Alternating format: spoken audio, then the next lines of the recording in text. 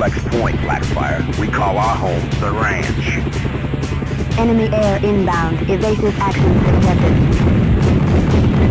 Blackfire was released for the SEGA Saturn back in December of 1995.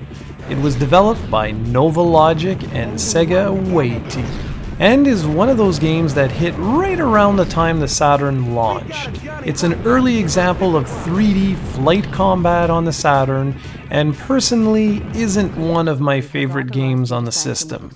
It is an exclusive, however, so to some of you out there that might make all the difference in the world. I always felt like this was more of a technical demonstration of what the Saturn could do with 3D graphics over a killer game. Before you jump into each mission, a mission brief is played where a fairly decent voice actress fills you in on the mission objectives. You're also shown the flight path, and then it's off to bring the rain. If only it were that simple. You see, the big problem is that once you're actually in-game, you don't know exactly where you have to go or what you have to do.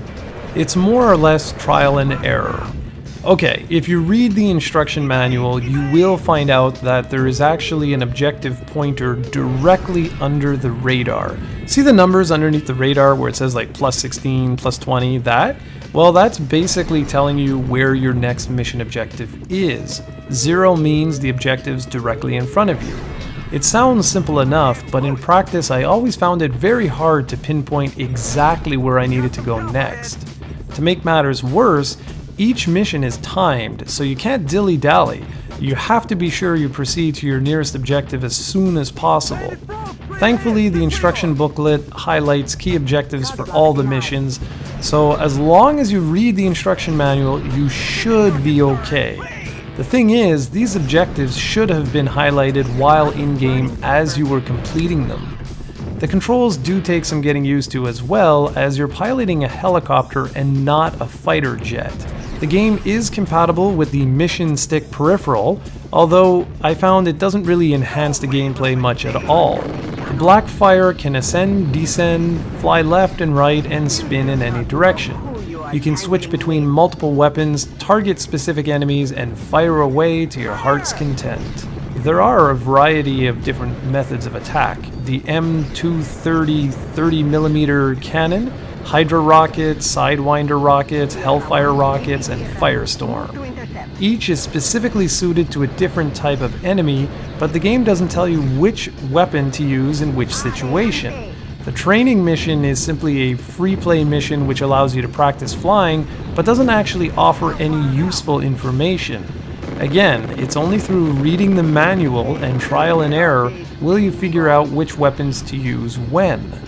Graphically, the game hasn't aged very well whatsoever, as the draw distance feels way too short by today's standards.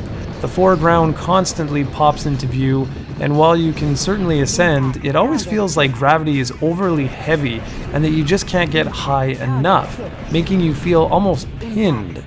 Back when this game was brand new, the graphics were actually quite impressive, but the heavy gameplay always turned me off. I know some people that thoroughly enjoy the cat and mouse gameplay and who use strategy to take out incoming enemies and complete objectives. However, I am not one of those people. This is one better left in the bargain bin where I originally found it.